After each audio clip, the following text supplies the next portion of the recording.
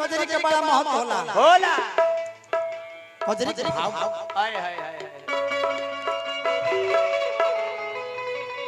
हाय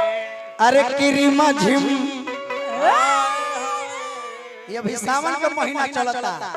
सावन के महीना में कजरी ना गाए तो कर कोनो महत्व ना रहे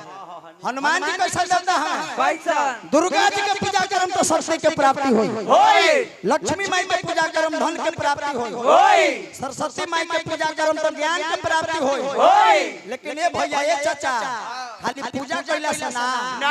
कर्म कइला से हां कर्म प्रधान विश्व रचि राखा राखा कर्म प्रधान विश्व करी राखा राखा आ जो जस करनी तो फल चाखा भगवान भी कहते हैं क्या कि तुम भगवान से डरो चाहे मत डरो डरो लेकिन अपना कर्म से डरो